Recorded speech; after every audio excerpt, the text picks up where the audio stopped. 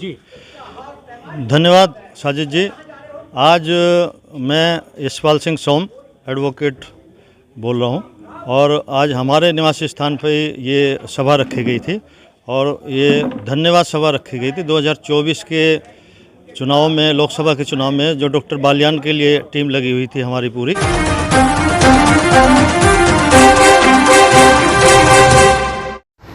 कपसाड़ गांव में वरिष्ठ अधिवक्ता वाईपी सिंह के आवास पर हुई धन्यवाद सभा। लोकसभा चुनाव के दौरान भाजपा के लिए की गई मेहनत को लेकर बढ़ाया गया मनोबल। आगामी विधानसभा चुनाव को लेकर बनाई गई रणनीति। आपसी मतभेद भुलाकर भाजपा को मजबूत करने का लिया गया संकल्प। सरधना विधानसभा क्षेत्र के कपसाड़ गांव में सुप्रीम कोर्ट के वरिष्ठ अधिवक्ता वाईपी सिंह के आवास पर सोमवार को धन्यवाद सभा का आयोजन किया गया। सभा के दौरान लोकसभा चुनाव में भाजपा के लिए की गई मेहनत को लेकर सरधना विधानसभा क्षेत्र के कार्यकर्ताओं का मनोबल बढ़ाने का काम किया गया। साथ ही आगामी विधानसभा व लोकसभा चुनाव को लेकर भी रणनीति बनाई गई। आपसी मतभेद भुलाकर जातिवाद से ऊपर उठकर भाजपा को मजबूत करने का संकल्प लिया गया। धन्यवाद सभा की अध्यक्षता कुसावली गांव निवासी मास्टर रतन सिंह ने की तथा संचालन अटेरना गांव निवासी एडवोकेट जगपाल सिंह सोम ने किया।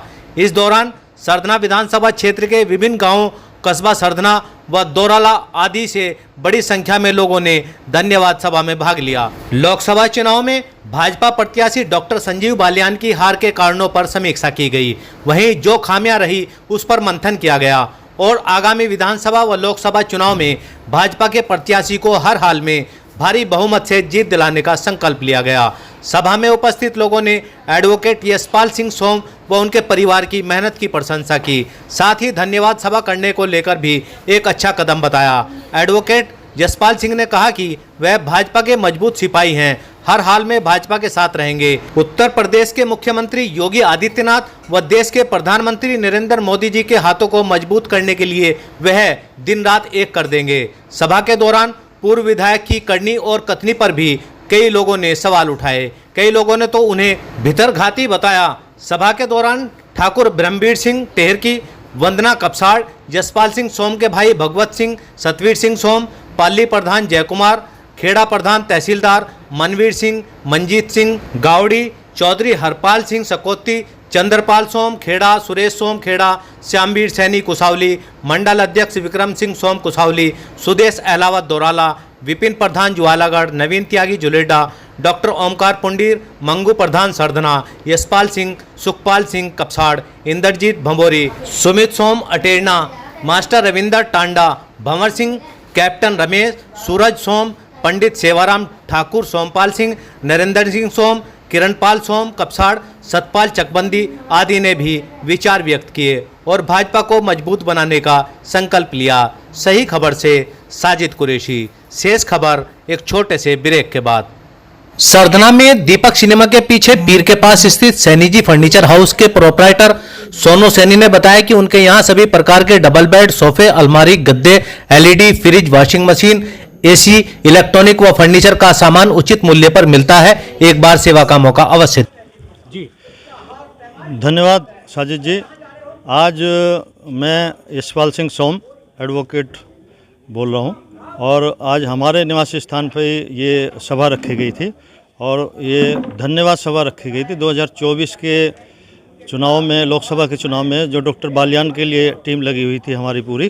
तो पूरी टीम आज पूरी विधानसभा से जो ना आई हुई है और आज हमने मंथन किया पहले तो कि भाई हम किन किन वजहों से जो ये चुनाव जो नहीं जीत पाए और आगामी चुनाव में जो आने वाले चुनाव चाहे 27 का हो चाहे 29 का हो, उनमें हमें क्या क्या सुधार करने हैं और जिसमें कि यहाँ पे मेजॉरिटी का जो डिसीजन है कि आपसी मतभेद बुला के और हमें सभी जाति सभी धर्मों को साथ लेके चलना पड़ेगा और सबका साथ सबका विकास का जो माननीय प्रधानमंत्री जी का नारा है वो लेके चलना पड़ेगा। और अभी जो आने वाले चुनाव है चाहे 27 का हो चाहे 29 का हो, ये पार्टी की झोली में दोनों चुनाव सरधना विधानसभा से हमें जिता के दोनों चुनाव डालने हैं, ये संकल्प हम सभी ने लिया है। धन्यवाद। की परवाह ना हमें, बन गया मंदिर श्री राम का, खुशी बेअंता हमें। आप आप हमें ये बताओ जी, आचार संहिता लगी हुई सब में लगी हुई है। हमारे गांव में पंचायत चल रही कपसाड़ गांव में जी, खेड़ा में पंचायत चल रही जी, सरकारी स्कूल में जी है विरोधियों की। अब जिताना तो जो है हरिंदर मलिक की है, बालियान तो हारना चाहिए है जी। पंचायत पे पंचायत चल रही, योगी जी और मोदी जी कहाँ हैं? क्या वो आचार संहिता हमारे लिए लगाई उन्होंने? नारे जो है जी बोल रहे मंच पे योगी जी, और नारे लग रहे संगीत सोम के।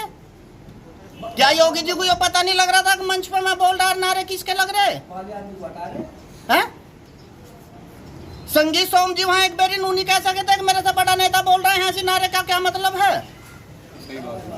लेकिन वाईपी सिंह वो कैंडिडेट है जो दिल्ली के अंदर ऑल डिस्ट्रिक्ट कोर्ट के चेयरमैन रह चुके, डिस्ट्रिक्ट के अपने अध्यक्ष रह चुके और फिर दोबारा करा रहे हैं। लेकिन यहाँ आने के बाद में अपनी प्रैक्टिस को छोड़ने के बाद में, लेकिन एक क्षेत्र के सुधार के लिए ये लोग काम करना चाहते हैं, लेकिन इनकी ऐसी कोई जरूरत नहीं है और अपना करना चाहिए। एक मैं बहुत छोटे परिवार से हूँ और मैं ऐसे ही नौकरी कर करके अपने आगे गया हूँ। ऐसे कर्मठ जुझारू संघर्षशील हमारे जो भाई है सुरेश जी, इन्होंने बम्पर वोटों से बीजेपी को जिताया, तो अपने विचार रखो। सभा में हमने अपना कैंडिडेट यहाँ से जिता के भेजा है। आगे भी हम जिस तरह से काम करते हैं इसी तरह से काम करते रहेंगे और भाजपा के लिए हमें काम करना, बिल्कुल सच्चा सिपाही बन के अपने आने वाले 27 के इलेक्शन के लिए पूरी तैयारी से जोर लगाना है। भाइयों के अंदर है, इसलिए है कि हमारी कम से कम 50 करोड़ की बागों की संपत्ति टेहरकी के अंदर है और उसे अगर हमें जिंदा रखना है और अपने पास रखना है तो हम हथियारों से ही मजबूत है। 74 साल की उम्र में मैं हूँ, मैं आज भी अपने आप को मजबूत मानता हूँ। तो इसलिए आप तन से मजबूत रहिए, मन से मजबूत रहिए और दिमाग से मजबूत रहिए, तो आप इस देश को एंजॉय करेंगे, इस देश को अपना समझेंगे, इसे आप बलवान बनाएंगे। मैं इन्हीं शब्दों के साथ अपनी बात समाप्त करता हूँ, इसी बात से कि हमें संगठित रहना है। एक बात मुझे और कहनी है कि बालियान जी चुनाव हार गए, हमारा छोटा भाई संगीत भी हार गया था 2022 में। ये जगह इस टाइम खाली सी है, ये जगह हमें खाली नहीं रहने देनी है। फिलहाल हम जितने यहाँ लोग इकट्ठे हैं, एक दूसरे के दुख सुख में हम शामिल होंगे और माननीय मंत्री जी से मैं आग्रह करूंगा अभी 5-10 दिन बाद जाके कि आप हमारे बीच में आइए। आप मजबूत हैं, हम आपके साथ मजबूत हैं, आपको मजबूत रखेंगे और जनता के बीच में जनता के काम होने चाहिए।